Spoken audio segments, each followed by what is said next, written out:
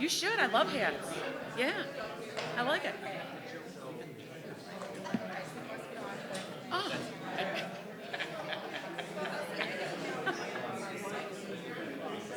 Well, we like to everyone. Yeah. So then, when people are voting, we look up. Not that you would try to, illegally vote.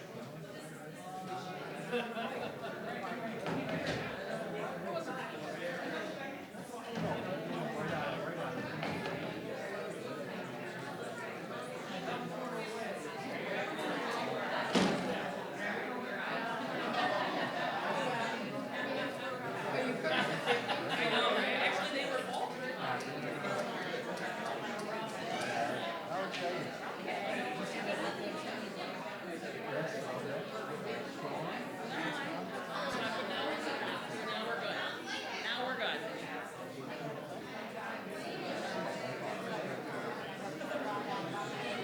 Make sure all my tripping hazards are out of the way. I think we're good today.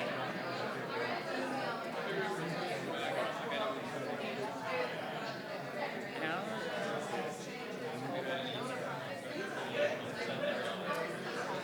Yeah, I went to their retreat. Brought my kids with me.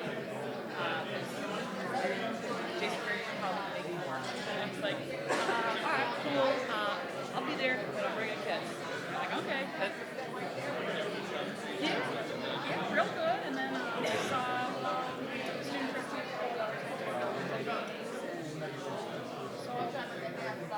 so far so good. And I don't see any students here, so yeah. Well, now I'm wondering if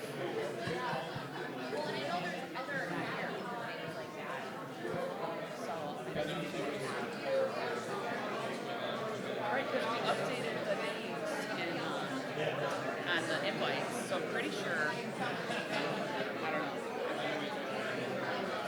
Right, and I did tell her the dates. When I was there, they were paying a lot of information, so.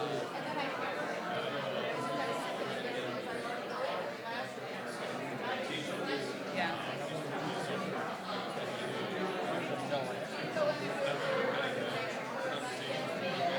Right. Yeah. Yeah. Yeah. It's all right.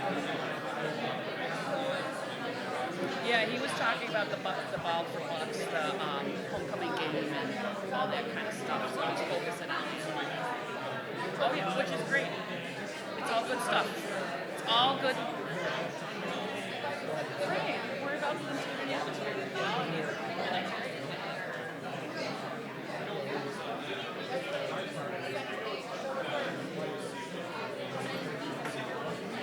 right. Yeah, that's cool. Right. Absolutely. Hey. Nothing. What's going on? I got makeup on.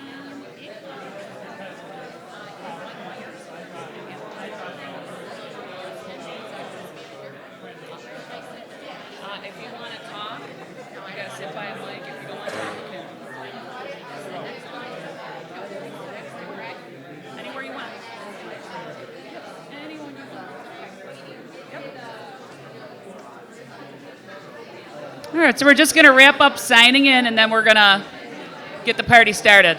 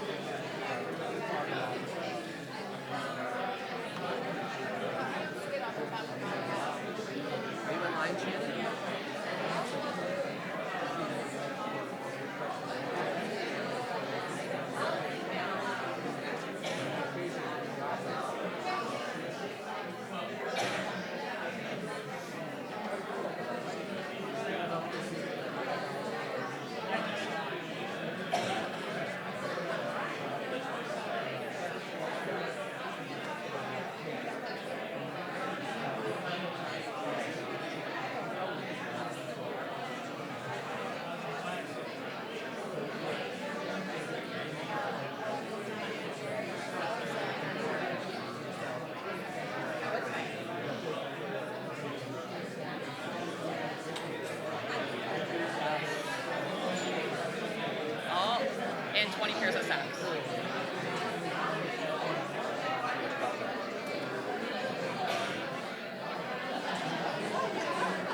Without 'em.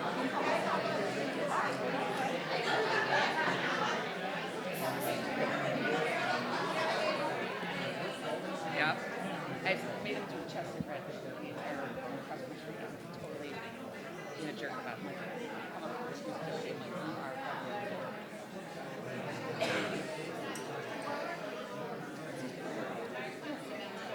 he's bored. Do not disturb. There we go. He's gonna call me. All right, it is 2:38, and we're just finishing up with people signing in. So we're gonna get this started. So we have some new senators this year, and if you are new this academic year, would you mind just standing up real quick so everyone is familiar with our new senators? Like, we got Shannon. I know there's other ones. All right, well, thank you, Shannon. Sorry to put you on the spot, although that's my favorite thing to do, but I didn't do that on purpose. We also have a new Dean of Students at South Campus joining us today, Amy Yoder. She's in the back. She comes to us after 15 years with DUville. And then we also have two of our new security officers, Vernon Beatty, who is former Buffalo Police, and Mark Pacholi, the former Orchard Park chief, that are joining us today as well. Thank you, gentlemen. All right, so I hope everybody's had a wonderful start to the semester. I know it's only been about a week in, but I feel I always need 2 weeks, and then I have a much better handle on where things are going, get a couple due dates passed, so I get a better feel for what my students are doing and how to service them better. So, but I hope everyone's having a wonderful beginning of the semester. So a few things that I'd like to bring up before handing it over to Dr. Scheit. So last year, our first meeting of the academic year was on September 11th, which is tomorrow. So in honor of September 11th, which were the attacks of 4 coordinated terrorist attacks against the United States the morning of Tuesday, September 11th, 2001, I would like to take a moment of silence.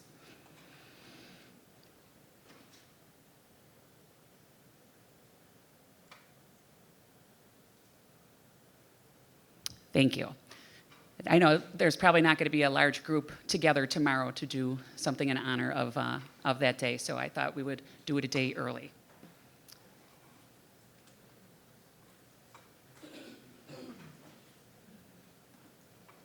Also, happy Palindrome Week. All right, so I'd like to thank Colleen Ongst from the business department who actually asked me about it first. And so a palindrome is a word or numbers in this case where they are the same forwards and backwards. So it starts today. So today's the first day of Palindrome Week, and it ends 9 days from now. So now you can all share that with your students with a little bit of math nerdiness. Yes? I have a problem with 9 days and 1 week. I'm just throwing that out there. Yeah. Well, that's because it's extra special and it's a week and a half, 10 days. So that we can celebrate even longer and have it overlap 2 weekends of fun.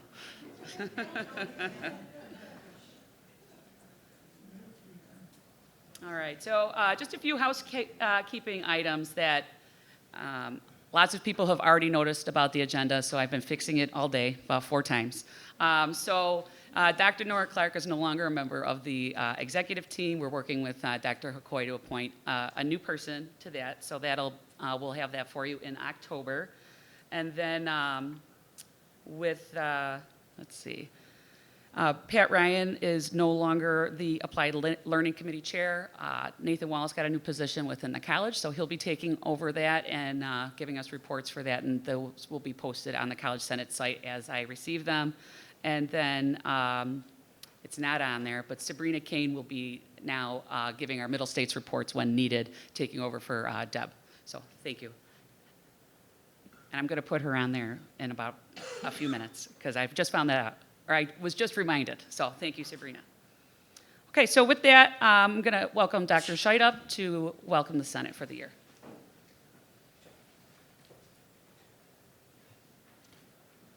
Thank you and welcome back. Welcome to another year. I get to do this twice because I got to talk at convocation. Since Dr. Hakoy isn't here today, I get to welcome you for him. A couple things I want to point out. I find the beginning of semesters more stressful than the end because I'm not a student anymore, right? And so get me to week 3 because we've been putting out, luckily, metaphorical fires for only metaphorical fires, but getting everything started. There's always hiccups along the way. Week 3, we settle in. Today's the last day of drop ad. Everyone should be where they're supposed to be. And next week, the routine settles in. And so that's the good news. I also want to say to marketing and communications, I have already enjoyed the weekly email because I like to know what's going on campus so that I possibly can get to some things. And how valuable that is. I happen to know that tomorrow we have 2 9/11 events, one at 9 and one at 12:15, 12:30. I don't know which is which. One is at City across the street from the fire company, and one is at the in front of the Law Enforcement Training Academy. That's how valuable that is. So I thank you because it's nice to know what's going on at our college in case you want to join with them or encourage your students to go to some of those things. So that's great to see because we do have things happening. Yeah. So that's kind of cool. Okay. As I talked about at convocation and resonated with Dr. Hakoy's comments, it is all about student success, which I'm operationalizing as enrollment, retention, graduation outcomes. And Penny Howard also is really thrilled that we're talking about enrollment and retention because that resonates with her focus, which is revenue and budget. The great thing is those two things that we strive to, student success, if we focus on enrollment and retention, as well as maintaining the sustainability of the campus with revenue and budget, the strategies to achieve both of those things are the same. So it's not like we have to be nefarious and evil for the budget or really supportive of our students. Actually being really supportive of our students and recruiting students like crazy and then supporting them through graduation is exactly what we should do to sustain our college fiscally. So that's great. We can work on the same things. So I just want to throw out there some ideas about how we can support our students and our enrollments. And some of the things in the big picture, it really is about us engaging with our students. The higher order construct is faculty, staff, student engagement around activities focused on learning broadly defined. So in fact, I mentioned week 3. My former institution, we used to do this cool thing at week 3, where faculty, we had a formal process for how this happened digitally, gave feedback to students about just whether you were engaged or not engaged. That's all. And faculty said, well, what's the definition of engaged? And we said, whatever you think. That's horrible. It's not going to work. You got to define it. The interesting thing is, at week 3, faculty already know. Students who were rated all engaged at the end of week 3, next Friday, on average, came back in the next spring, 91% of them did. Students who were 1 or more of their classes not engaged came back next spring, only 72% of them. The average GPA of students who were all engaged at week 3, all 5 of their faculty rated them as engaged, had an average GPA of 3.1 in December for the semester. 1 or more not engaged, 2.1. And think of the distribution around 2.1. You already know. You look out in the classroom and you say, she's not here. He's texting. That person doesn't have a pencil. You already know. And so you already have an opportunity well before all of those grades have been cemented in and nothing they could do could remediate the semester. So engage with your students if they are not doing the things that are engaging them in the activities of learning that will drive them to success. The clues are already there. They're very strong. And they continue to aggregate across as more and more assignments come in or not, and midterms come in.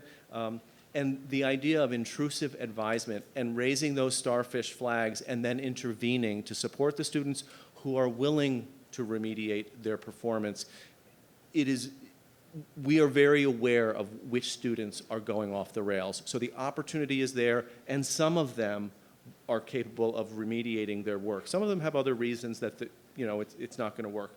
But please do that work because it helps with student success, and it's not bad for the budget either. So I want to encourage you to do that because it's the really exciting work. And the thing that I get excited about most is when I have remediated a student who almost went off the rails. And some of the things that, as you go through the semester, the opportunities to engage, even if it's not about a flag being raised, are encouraging students to build their schedule with you before they leave. There were many, many students who did not have a schedule on during the summer when there were no faculty to advise day in and day out.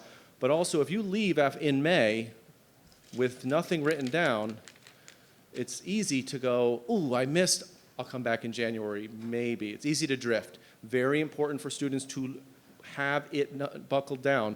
Sort of like you move from 11th grade to 12th grade, the assumption is you're going to be there in 12th grade. That's the default. Let's make it the default if the student has their schedule built. So you already know, the students already know what courses they're in. They know what courses they need next semester, not what section, but what course. So they could already, spring is coming, they could already be thinking about what courses they're going to take next semester, and then pick what sections when registration is open and the calendar's out. So things to think about in terms of opportunities to converse with your students. It's also never too early to reach out to new students to welcome to the college, and continuing students to talk about career plans or even what are you taking next semester. So this is all exciting because it is all about students and our budget. So we're moving forward in a really great way. We had a lot of success getting all of those students enrolled. When they were lagging in the beginning of the summer, we put a great push and many, many people engaged in doing that work, and that was tremendous. Mina has asked me also to mention that other great things that are happening. We're going to be rolling out, going live on Workday Session 2. Students are next month are going to be applying for next fall using the Workday application. So that digitizing of the student experience is beginning with this live rollout. So all good news for streamlining our student experience and making it more seamless and easy for them to be here. So welcome back, and let's do great stuff for our students. Thank you.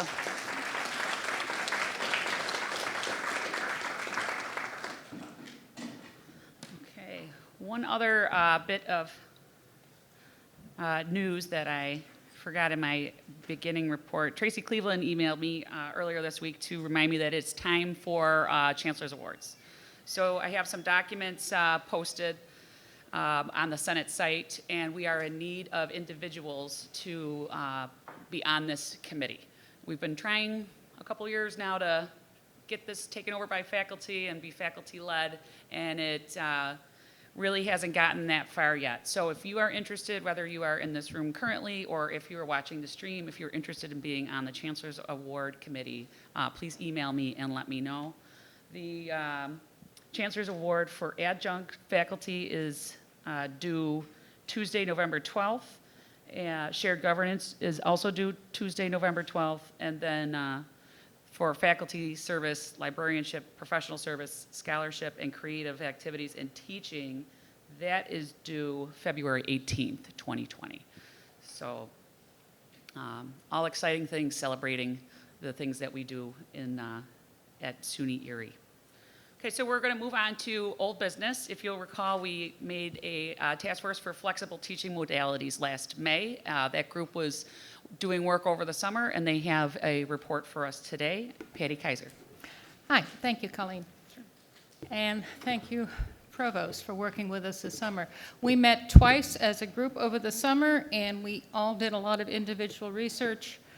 The initial meeting, we examined what was the charge of the task force and explored what we thought the critical questions were.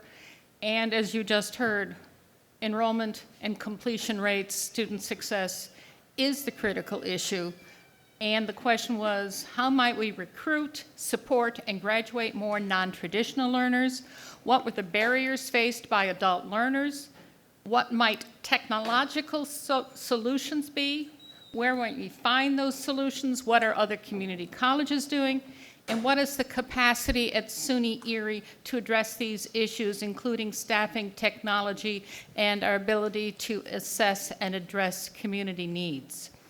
We all agreed that the standard Monday through Friday daytime classes are limiting to many adult learners and are not what many of our potential corporate partners want as we try to grow new markets, identify more students.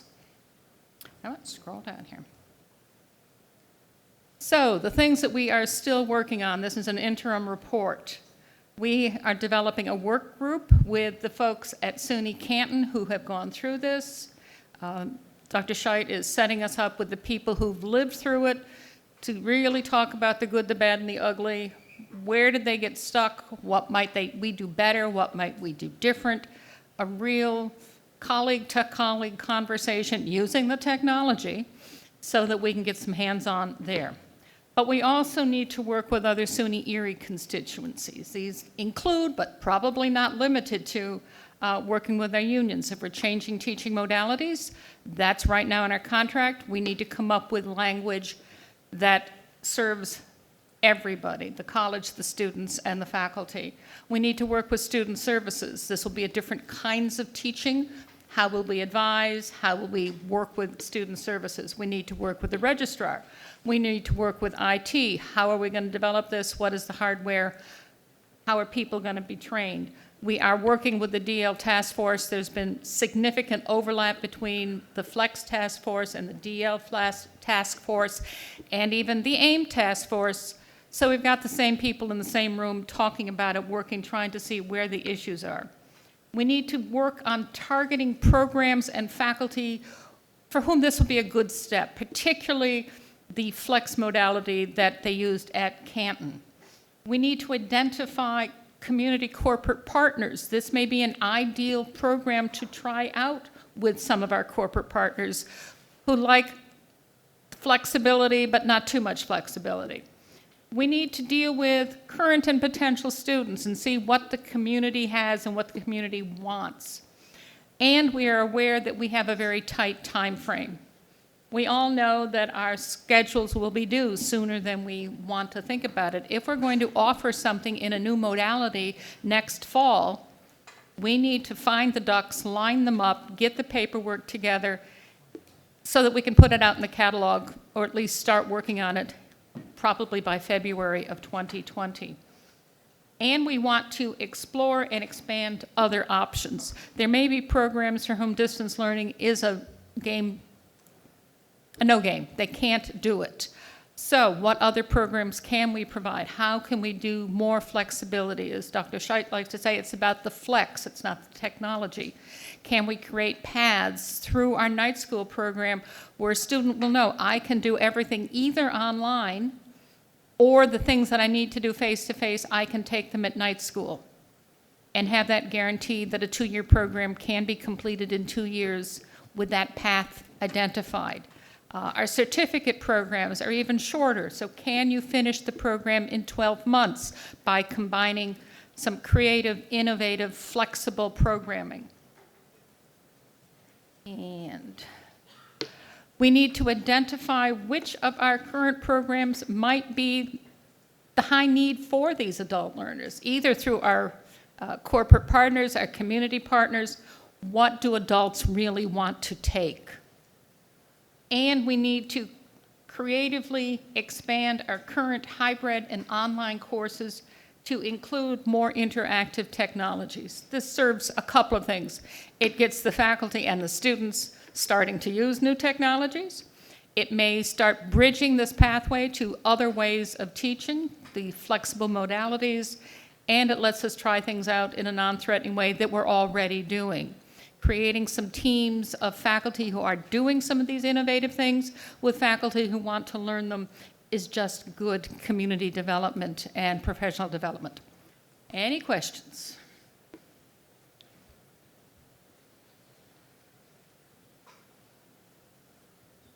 Whew. Thank you very much, Patty. So I know it's a lot of information, but it's really exciting stuff. One of the models that Canton does is a teacher will be in the room and it is live cast. So students, if they have a childcare issue or if they just can't make it, they can watch the classroom from home. And it's also recorded, so then they can perhaps watch it later in the week because, you know, their kid was sick all week or different things like that. So that's the kind of flex that we're talking about. So, you know, some students are not excited about being online, but if being in a classroom one day a week for the academic support and then the online portion, it could be a really great thing. So that's what we're working on. And if you have any ideas or anything like that, or connections with community partners where you think this would be an ideal situation, please reach out to the Patty and her team and let us know. Yeah, I think, you know, really building on the successes we've already had and trying to be innovative, creative, and really see what we can do to move quickly. All right, so as you may or may not recall, hopefully you do, we applied for the SUNY Guided Pathways grant, and we received it. So we have a group that is myself, Dr. Scheit, and then Andy Anasi. You know, we talked about his last name, and I wanted to make sure I got it right because I've been getting it wrong all the time, so apologies. But Andy is going to come up and give us an update about where we are within the cohort and what we have to look forward to. Thank you, Andy. Thank you, Colleen. It's Annecy. I know, I blew it again. It's okay. First and foremost, thank you, Colleen, for giving me the opportunity to provide an update today, and as well the Senate to allow me to be here to, again, provide an update. I've jumped on this project as a co-team facilitator here at the college in Nora Clark's absence. This project really was initiated, and the thought of this project prior to me coming aboard at SUNY Erie. So I want to go back in time just a little bit, some of this before my time, just to give a little bit of history. Back in June of 2018, we held a summer institute training. CPD was involved with that in conjunction with Monroe Community College, where they came and presented an overview of guided pathways. Really, that was designed to begin to reinforce the concepts, introduce them to some that hadn't heard them. As we moved to December of 2018, we held information sessions at each of the 3 campuses. Purpose for that was to show a presentation by Dr. Rob Johnstone. That presentation was given to SUNY leaders about guided pathways, the impact on an underserved population, and how completion agendas can lead to better outcomes. In January of 19, we completed our application to be a part of the second cohort of Guided Pathways, which we were approved. And as well, convocation fell right along the same time frame. We had a breakout session for, again, the opportunity to provide some discussion, answer some questions, and really review the 4 basic principles and pillars of Guided Pathways. Those being to clarify a path, to enter a path, to stay on a path, and to ensure learning. In May of 2019, we were approved as a Cohort 2 group.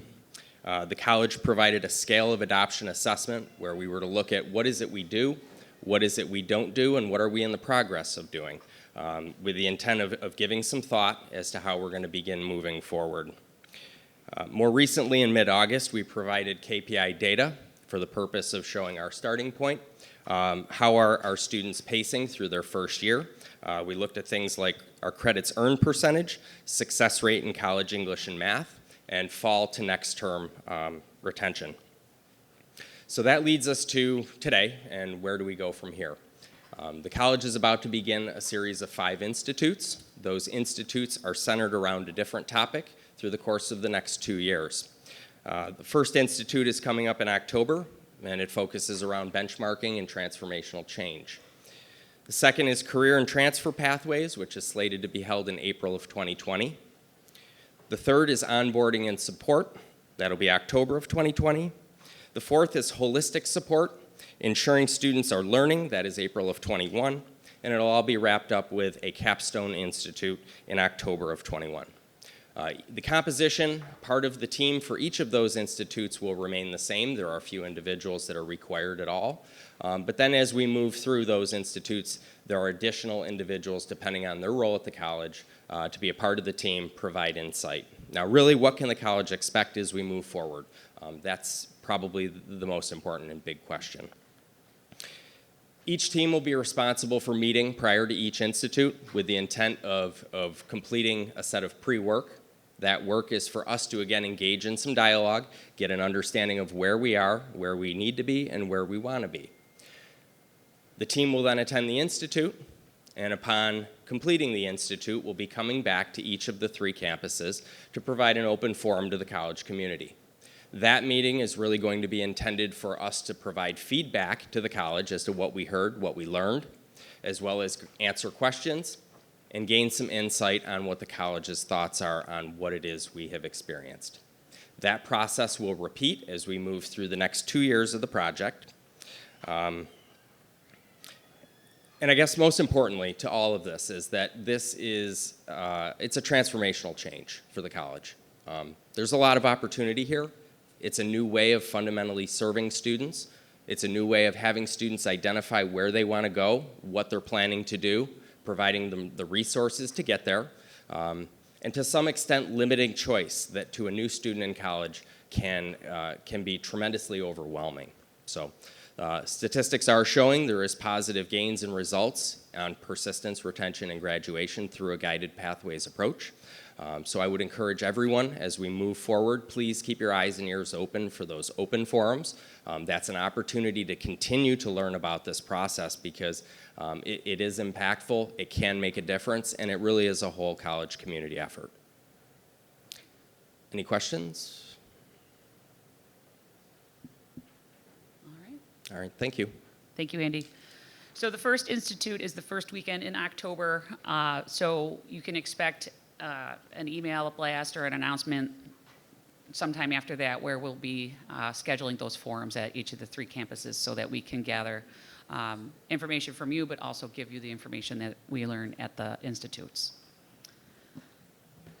All right. So we have a couple of Board of Trustee policies that we need to look over and discuss. The intention is they are posted on the site. We want everyone to take a look at them and provide feedback so that we can potentially vote for these in October. So Dr. Jamie Smith is going to go over them one by one real quick to give you a little bit of a background, and then, again, like I said, we would like people to give feedback before the next meeting. Wherever you want. Am I okay here, or would you prefer if I come up front? You're good. Okay. Want to do Gen Ed first? Sure. Oh, So that's the wrong part- one. Hang on. Part of the charge of the policy committee is to review our old policies. We have a lot of policies that make no sense anymore because the practices and procedures and even class numbers of this college have changed. This is one of those that basically no longer made sense. We used to have a policy that states that by the time they graduate with a degree, our students would meet a certain level of math. It referred to the different transitional levels of math and also saying that they would place into college level English. I worked with Gen Ed and Joanne Komerauer and Dr. Erickson Nealons to revise it. We already have standards that we are already basically living up to, so to speak, meaning that we're governed by SUNY and the New York State Department of Ed. So we just changed the verbiage to say that we will ensure that our students will have competencies based on the degree requirements that meet SUNY and New York State Ed and Middle States policy. Thank you. All right.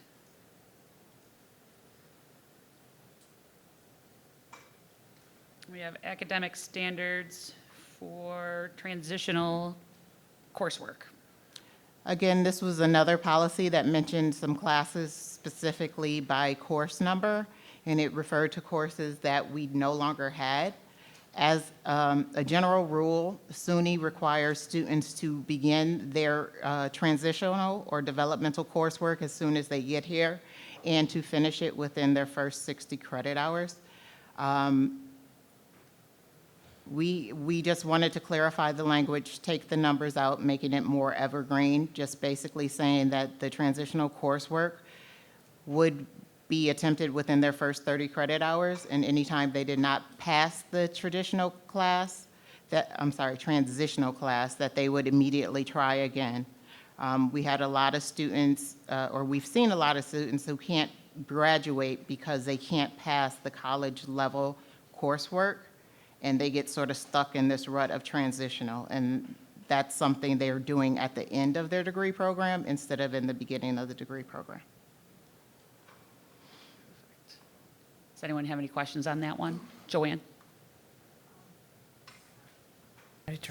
I just want to comment, the sentence at the bottom, students who fail to meet may be subject to academic dismissal. Right now, the way the coding is under the new dismissal policy, we would not dismiss students that didn't attempt it in the first 30. So the language says may, so that's okay, but I just wanted to bring that, because it used to be a reason for dismissal. It is no longer. Perfect, thank you. Okay, and one more. This is individualized instruction. Previous policy on individualized instruction basically said that we would offer individualized instruction in special circumstances. It did not identify what is required of the student nor the faculty when individualized instruction was offered. What we realized is that there was no one sort of overseeing the process, even though there is language in the FFECC contract and in a subsequent MOU stating how individualized instruction should be assigned. When we took a look at that, that was not happening. So we wanted to clarify that we would abide by the rules, and we expect that the faculty would abide by the rules. And it's not that we think it was intentional, it just sometimes was easy to go to the person that you knew would run the class for you or run an individualized instruction. Unfortunately, that is not exactly what is permitted by the contract. Does anyone have questions on this one right now for Jamie? Yep, use the mic. Okay.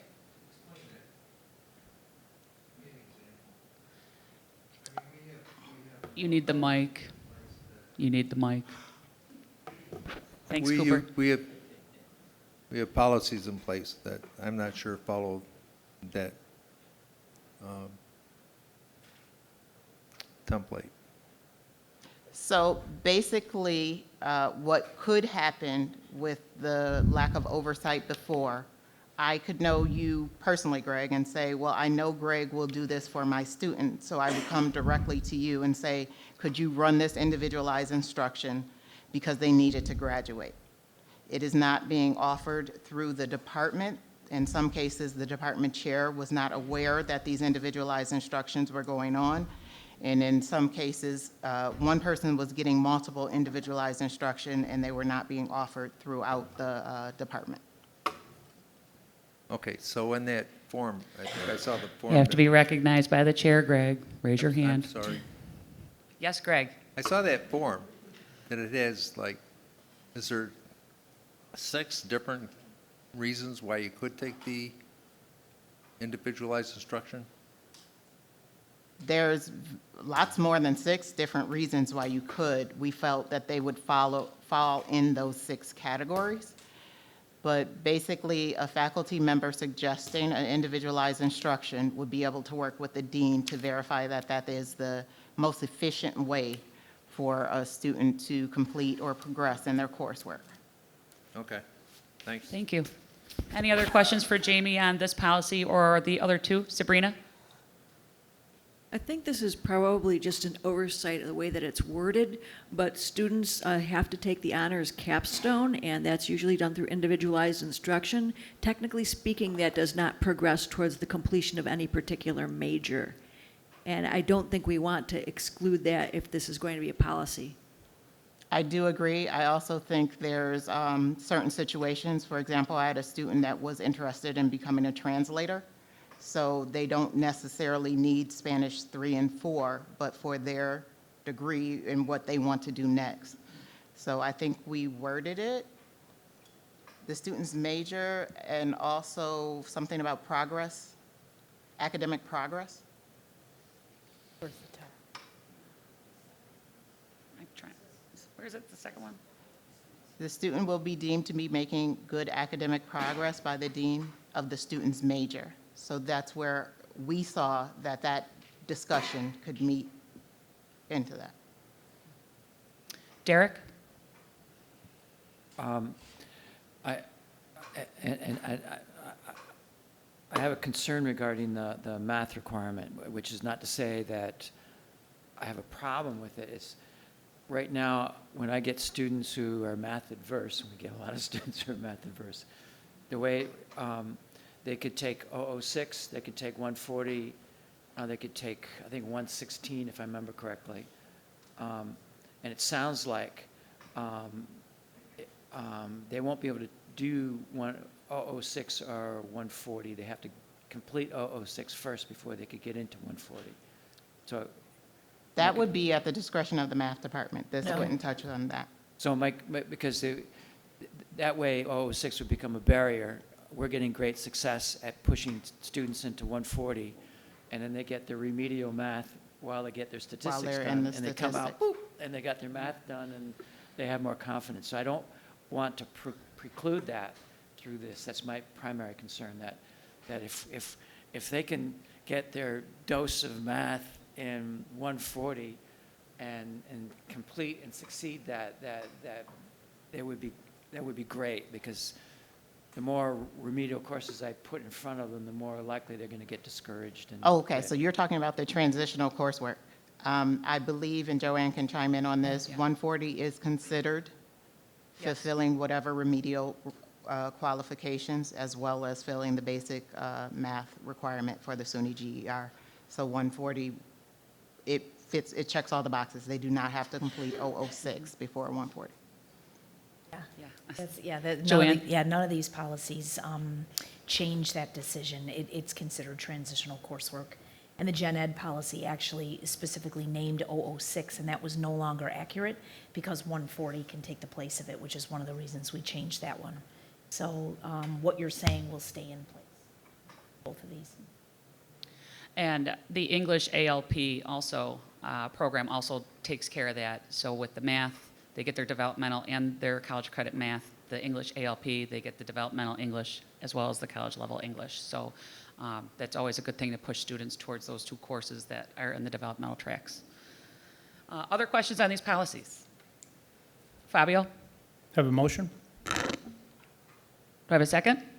Well, let me. What's your let me state the motion? Move to refer the policy on transitional coursework and the policy on general education skills to academic affairs. What? John? Second? Okay. Discussion on the motion?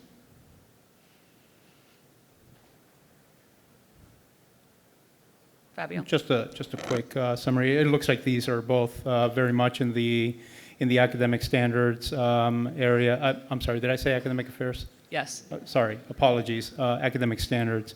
Both of these seem to be very much within the charge of that committee. I'd be willing to entertain a friendly amendment if another committee would be more appropriate. I also recognize that the policy on general education would probably also be reviewed by the General Education Committee. So I think there might be a double referral. Okay. These did go before the general education chair, as well as the entire academic standards committee. Erickson? I would like to review this one because I don't know if you can go back, Sure. Colleen. There's another document that we worked on that I don't think captures this. I actually have here the red line one that has the 006 removed, Yeah. and the statement. This one's not the final one? It doesn't look that the statement that I. Right. am I wasn't looking given at. the red line final. This is Okay, just the I only copy I apologize. was given. Yeah, Sorry. this one here does not look like the one that I remember reviewing. Okay. It has more of a statement, as Fabio was saying, about assuring that students confer a degree, meeting the necessary general education competencies, similar to what Derek was suggesting, and it does not have what's Okay. up here. Yeah, this is the old version, Jamie. Okay. Let's see. Yeah, that's the only one I got. So, So I think it would be really worthwhile for our committee to review. I can share this document at our meeting on Thursday and then send it back, I'm assuming. Is that the proper procedure? that would work. Usually, if we refer to a committee, and then that committee completes their analysis and gives their input, then they would send it back to Senate, and then if you guys signed off, we would vote on it in October. Okay. Joanne? Jim and I chair the academic standards. We can bring the individualized instruction and the standards for transitional to our agenda for September, just for review. The policy work, I think, in writing has been done, but we can certainly bring it by the committee. Thank you. Kathy? This is just a question on the way these forms are filled out. It seems to imply, does it supersede a policy? Which one? If so, attach red line version. And then at least we had that for us to review. So in the future, it would be helpful to have that so we don't have to go to the Board of Trustees policy page, if we even know where that is. Thank you. Thank you. Michael? Regarding Joanne's comment just now about reviewing the individualized instruction, that wasn't part of Fabio's motion. Oh, it wasn't? No, No. he just said the first. Well, he said, no, he said. We can handle that on a second, Oh, on okay. a separate motion, or Gotcha. we can make a friendly amendment. No, It's- we'd prefer not to review them all. So Fabio, can you clarify which one you want academic standards? I had my eyes on those two, minus individualized instruction, but I'm open to that. I just don't know what is the best place for that work to get done in our committee structure right now. Okay, maybe Okay. academic standards will take standards of transitional coursework. Okay, so the motion we have on the table currently is a motion to refer the policy on Gen Ed to the General Education Committee and the policy on transitional standards to academic standards. So how about we vote on that, and then we'll move on to the individual instruction, okay? All in favor, say aye, and raise your hand, so I can count.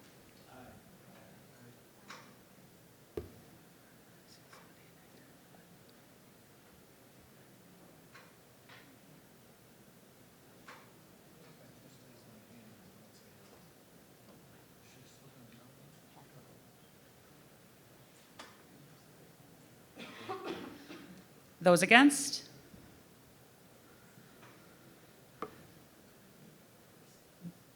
I forgot the third one. Abstained? Thank you. Okay, and the motion passes. Okay, can I have a motion to refer the policy on individual instruction to the Academic Standards Committee? Thank you, Dave. Second? John? Any discussion? Okay, all in favor?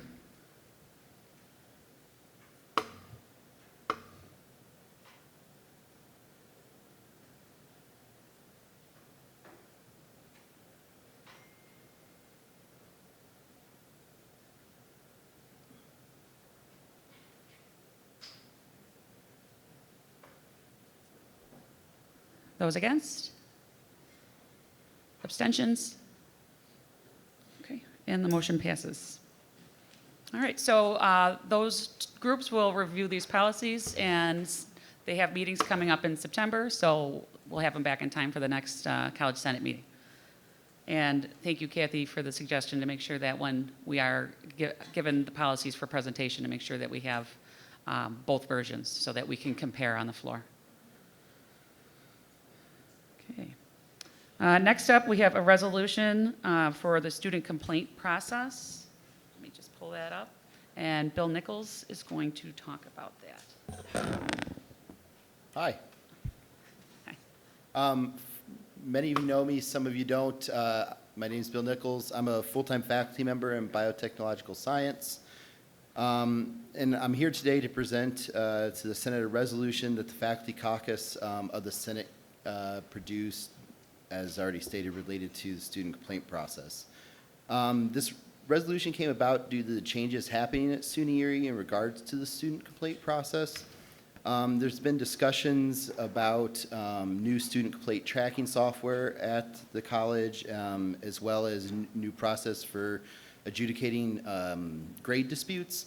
The Faculty Caucus of the Senate wanted to reinforce the importance of following the current college complaint process, and this resolution outlines the reasons that we believe that the process should be followed, and hopefully also provide some points to help the process run smoother for everyone involved in the future, not just faculty members for it.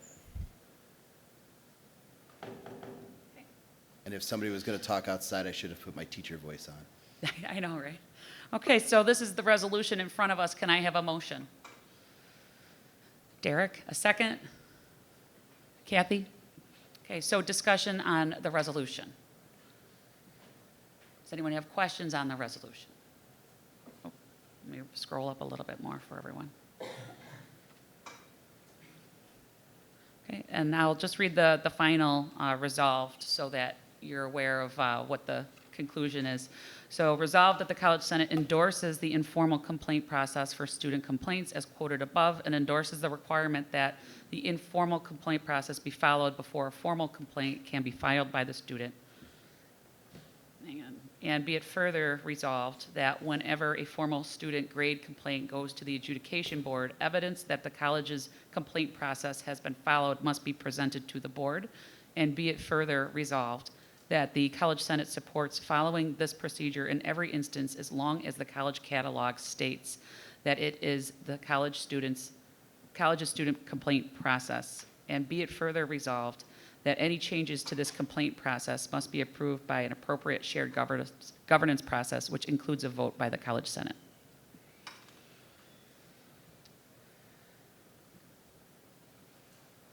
Cooper? One of your whereas has a 3-week deadline after the semester for the student to initiate the process. That would seem to be too short a time. I'm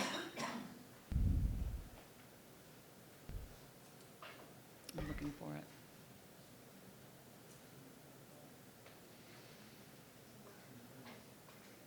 Should be changed. This is a quote from the college catalog. So,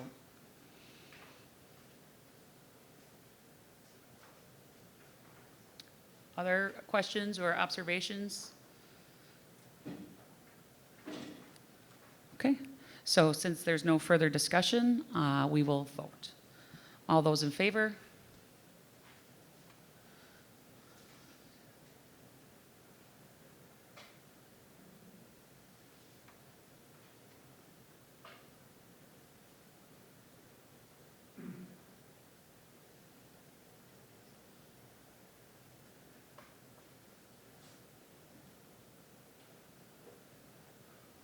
Those against?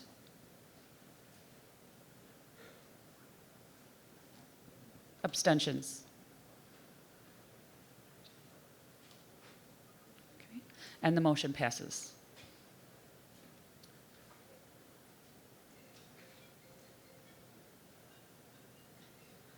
I knew that was you. I knew that was your phone. No, it's not? All right, so we're going to move on to new business, and there's a whole bunch of new things happening with transportation. So Shannon Renau, who's our new, one of our new senators, is going to come up and give a presentation. There's a mouse up there for you.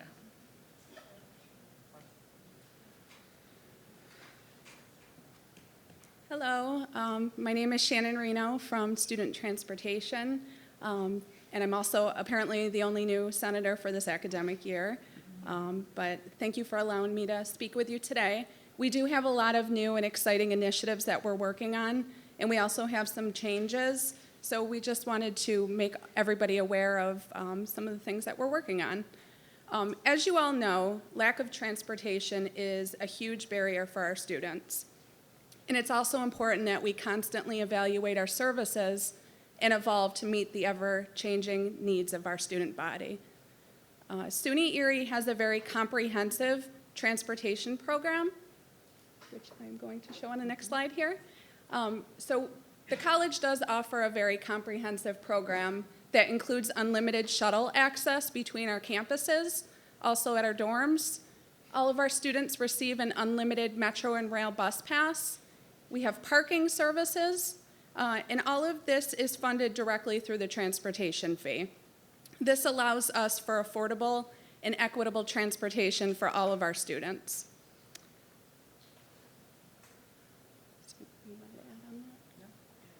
Okay, and I also want to thank everybody. An email went out late spring of last year encouraging faculty and staff and students. We always send out a survey. A lot of the decisions that we make are, actually all of the decisions we make are data-driven. So this was new for this semester to reach out to faculty and staff and kind of, you guys know your student body, the students that you advise. So I did get some feedback, and we were able to make some changes and construct the new fall 2019 schedule. So we were able to expand service into the evening until 10 p.m. We have the shuttles that run Monday through Friday.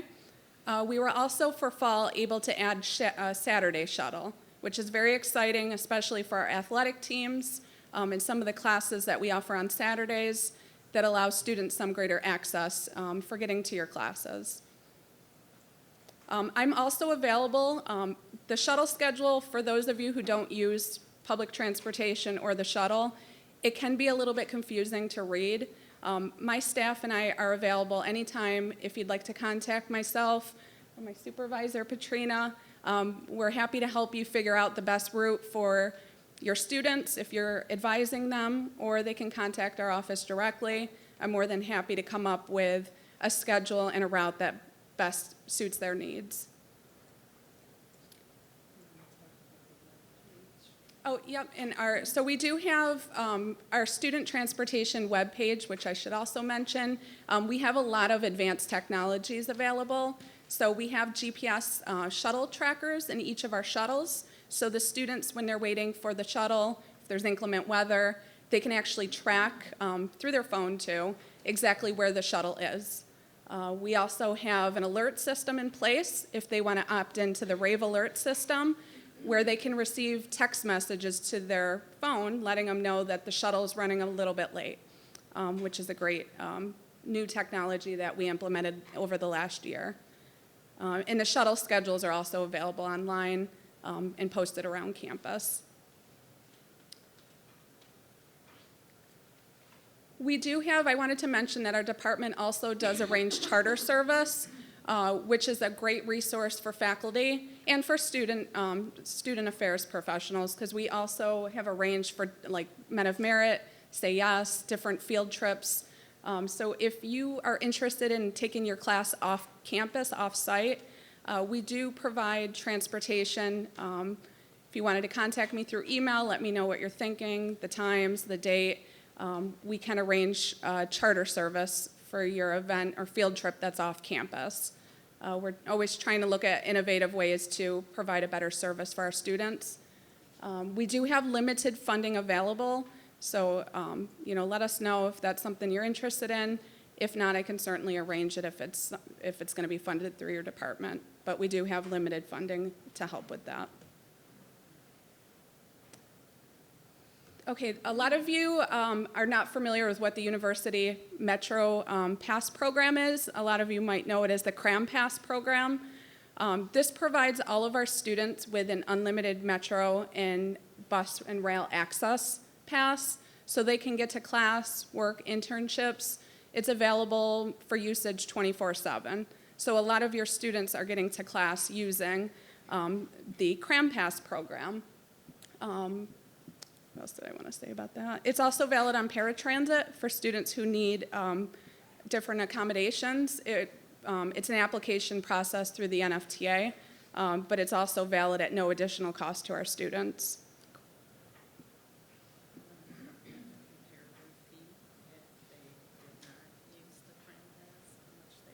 Oh, yeah, so this is all included in the transportation program and the fee that they pay. If students were to purchase this bus pass, a monthly pass through the NFTA directly, it's $75 a month. All right, so this is $75 that funds the entire program, whether they're parking, using the shuttle, and the bus pass. So students who are not enrolled in a college like Erie would have to pay $75 for a monthly pass. So this is a huge discount for them. And if they have funding available, it's subsidized through their financial aid or scholarships. Okay, after years of students requesting a single access card, I am very excited to announce that we are merging our student ID and bus pass into a all access pass. This will be rolled out in 2 phases. So for phase 1, which is occurring now, students are going to request their enhanced bus pass through the transportation office. It's similar for what we have done in the past with the cram passes, except they're going to actually be printed in the office. In the past, there was a long turnaround time for, and I'm sure a lot of your students may have said there's a delay in receiving them. I will now be able to print them in our office. It'll be an instant service that they'll be eligible for. So that's what's going to occur right now for phase 1. Phase 2, which will occur by fall 2020, is all students will receive this new enhanced ID. It's got multi-tech technology in it, so it'll work with our facilities here, and it'll also work on the NFTA bus and the rail system to help us come up with very important information, ridership data, tracking how many of our students are using this. So yeah, we're very excited. It's a one-pass, all-access card. It will be valid their entire time here at the college. They don't need to renew it each year. So as long as they're here, they'll have access.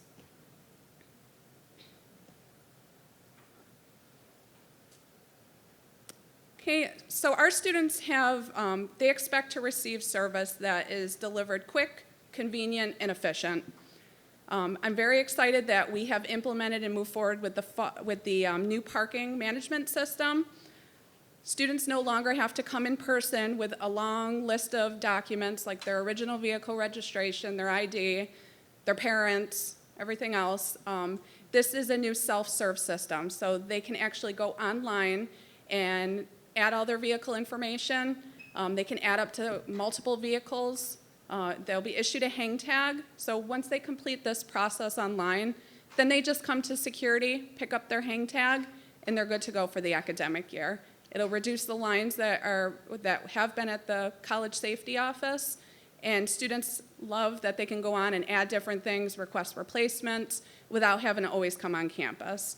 So, you know, we're very excited to move forward with this new program as well.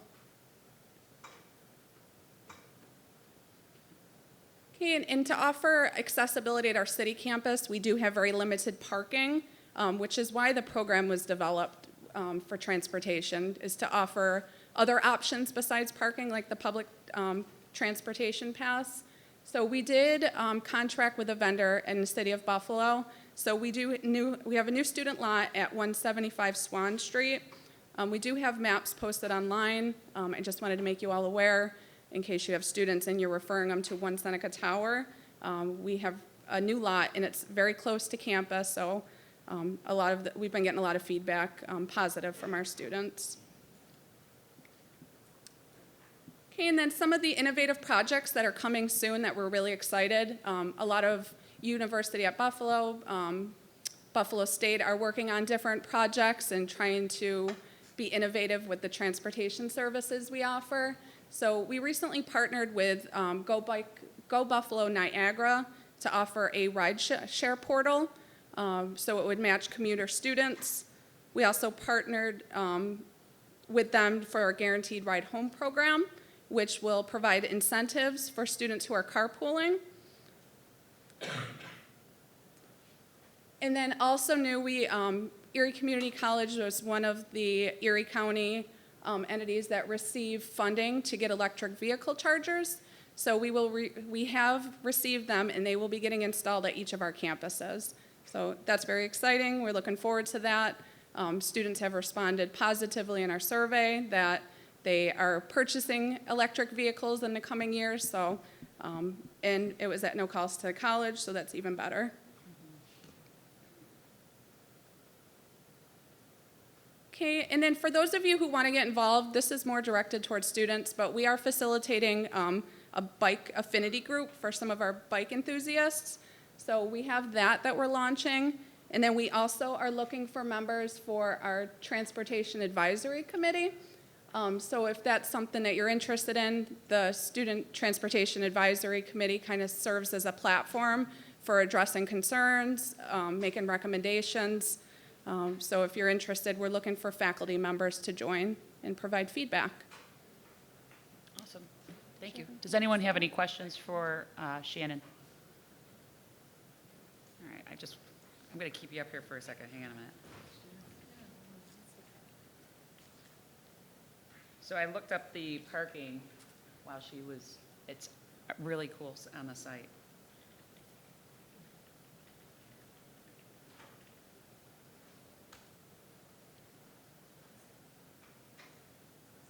So over on the side there, that's where the trackers are for our students who are trying to figure out where the bus is.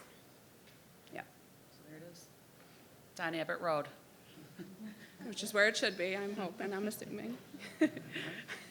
So, and this one's over by Wegmans, so that's pretty cool. Yes, That's really yeah, cool. it is, and it's live, it's real time, which is Yeah. very exciting. And it also has all the links for all the other services and parking permits, and everything's right on there. Yep. Greg? This is great. You said a lot of the stuff is coming, some of it is already here, right? Correct. Do the student know that we have all of this? Yes.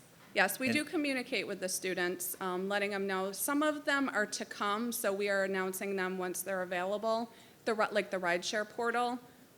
As far as the expansion of the shuttle service and adding on Saturdays, they're aware of those services that are in place now. Kathy?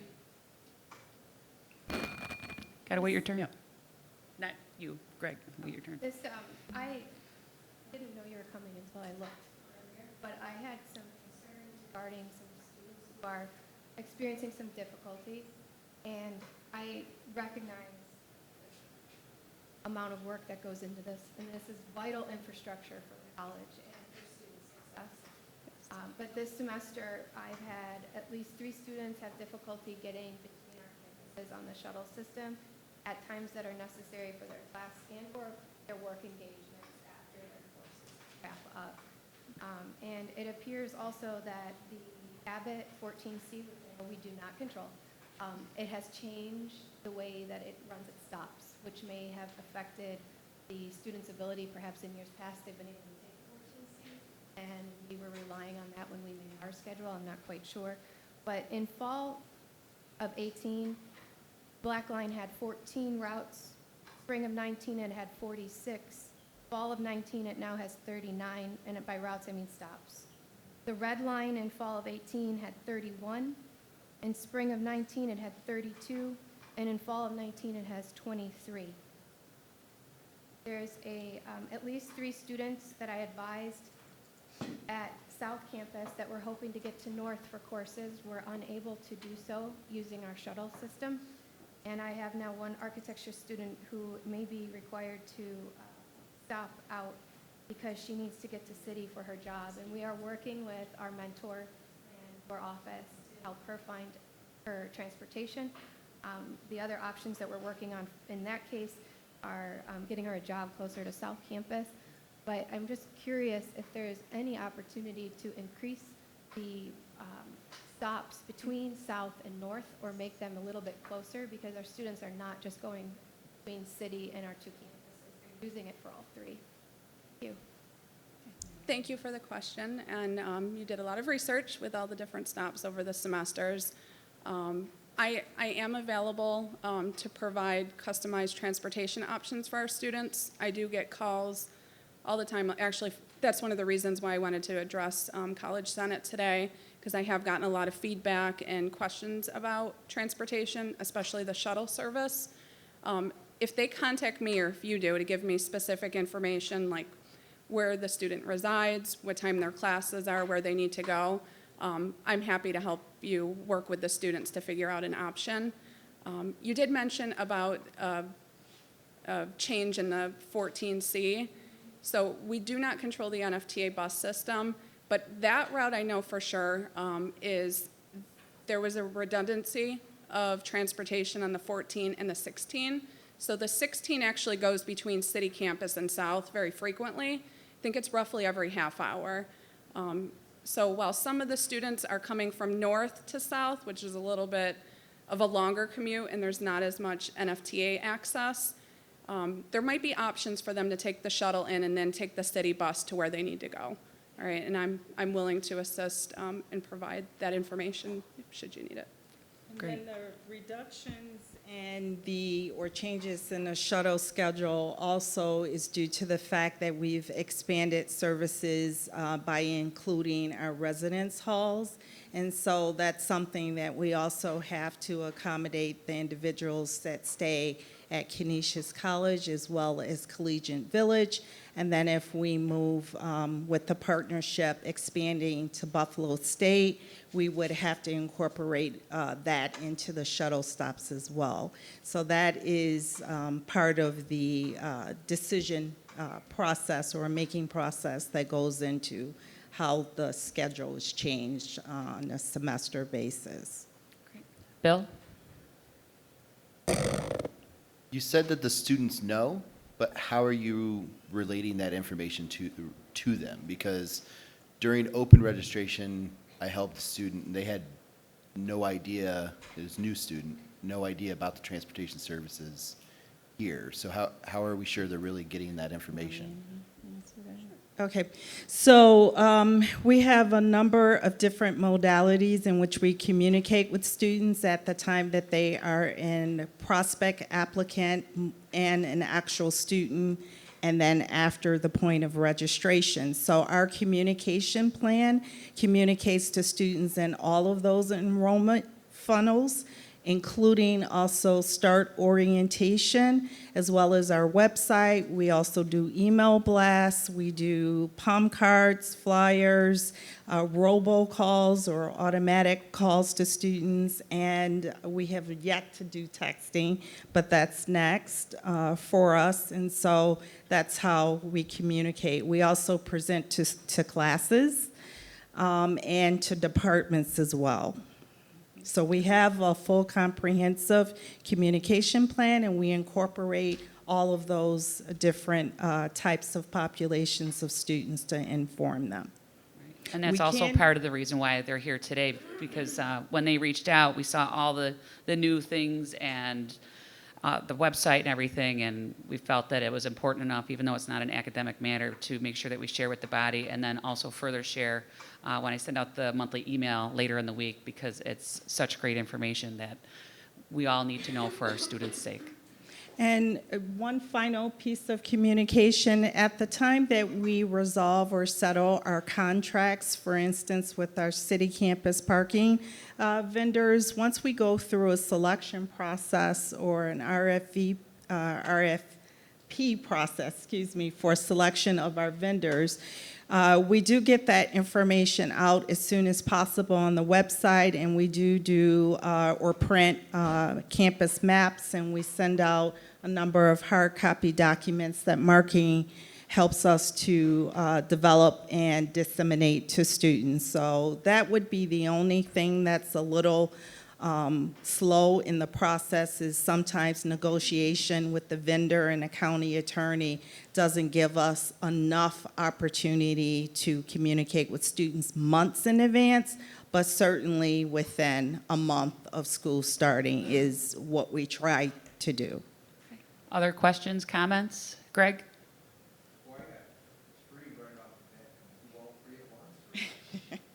Go for it. To faculty, oh, thanks, Cooper. Faculty don't pay the $75 fee, that's true. The faculty do? They do not. Do not. So we Students don't pay have if- parking at city? That's correct. Only students. Okay, so Faculty and staff are left to our own devices to to find parking. to install electric charging stations, is that going to be done in the lot on Swan Street? No. So the lot on Swan Street, we actually lease that, so we will be installing that at 45 Oak Street. Okay, my last was, how's the Bicycle Affinity Group work? Well, it's coming soon, so if you have students who are interested, or if you're a bike enthusiast, we will certainly accept faculty to be mentors, but it is in the process. It's a new initiative that we're working on. I don't even know what it means. Well, we're trying to encourage faculty, staff, but primarily students to ride their bikes to school. Derek is a person that we collaborated with, if you don't mind me calling on you, a couple years ago, along with other faculty and staff who ride their bikes no matter what the season is to and from work, and there's a number of students that do the same thing. So we're trying to really cultivate a different culture at the campus where we're eliminating the need for so many parking cars and bringing cars to campus, that we're trying to create other opportunities or transportation opportunities for students primarily. So we're trying to make that just as equal as a consideration than driving an automobile or carpooling. Thank you. So if you're interested, Greg, you have a bike? Derek, Oh. had a comment? I have motorcycles. Okay. There you go. This is really exciting, and I don't know if anyone at ECC is tracking our carbon footprint, but if they are, this would be something like way advanced, like 2 or 3 years into a project to try to reduce the impact we're having on climate change. So I'm impressed. So Yes. rock on. Thank you, absolutely. And I know the city of Buffalo has expanded our bike, the bike lanes all the way, so you can come from Amherst all the way to the city of Buffalo on your bike, which is really exciting. So they're definitely, the city of Buffalo is making a lot of headwaves with alternative transportation and biking. And that's the reason for our partnership with Yep. Go Bike. Well, it's Go Buffalo Niagara and Go Bike Buffalo, yeah. The two. So we're partnering with them to create these opportunities and help educate us on how we could build a culture of bike enthusiasts at the college. Awesome. Thank you very much. Oh, Eden, sorry. You need the mic. Here. All right, just shout it and I'll repeat it. So based on the space allocation at one center tower, space for students to park, how many is it equal to what you now have at the 175 Swan Street? That's a good question, and no, there are less at the location that we pursued at Swan Street. Actually, a lot of our students voiced dissatisfaction at One Seneca Tower because it was quite a long walk. We received a lot of complaints, especially with parents having to commute several city blocks with their child in a stroller, and it was really not acceptable. So we were able to secure less parking spaces, but at a closer proximity. So there are 150 spaces compared to 240, but I can let you know that we never used 240 spaces at One Seneca Tower. So the students were overpaying for the spaces that they didn't need. Do you want to talk about Thank the you. designated parking spots for? I think we got to wrap Sorry. up. Sorry. Oh, okay. Mary. Excuse me, hopefully they'll be answered quick. First, how many EV stations are you planning on putting on each campus? I believe it's 1 unit with 2 chargers. And will there be a time restriction? So Enforced time restriction? Yes, there will be. Because they have them at Buffalo State and people park there all day and it doesn't put anybody in. Yes. So this is not a free resource, so this is something that they would have to connect to and pay Oh, excellent. for Okay. that, yeah. Okay. The transportation pass that students get, the NFTA and all that, said all students get it? Does that include part-timers? Yes, it does. Okay. It's the majority of students, so part-time, matriculated, non-matriculated students are eligible. The ones that are really not are if they're 100% online and don't need to be in class. But over the years, I've certainly had a number of them opt into the program because it's a huge discount compared to $75 a month. It's $75 for an entire semester. So definitely public transit users take advantage of that. Good. And then my last question, do you have your transportation information at the info desks at all the campuses? Okay, Yes. great, okay. So I can send my students their questions too. Yes. Great, thanks. Okay. You're welcome. So we have one more thing on the agenda. Katrina, Shannon, thank you very much. Thank you. It was awesome information. Thank you.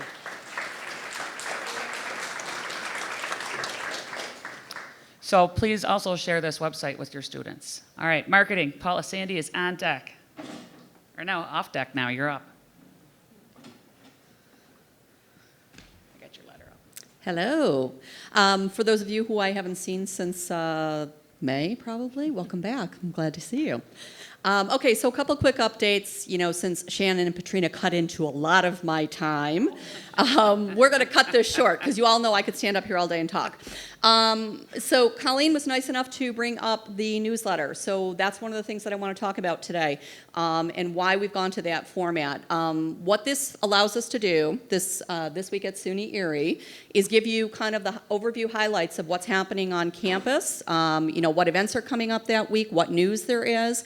But we're trying to drive everybody to either the portal or the website, so it's not so concentrated in that one document, and we're more external facing. But this system actually allows us to really track the readability of this and whether or not people are paying attention to the news, if there's something there that we need to get out externally.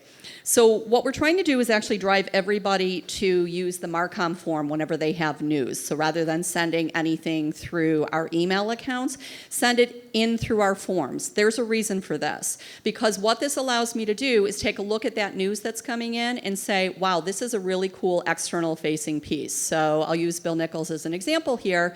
He and I were talking a couple of months ago.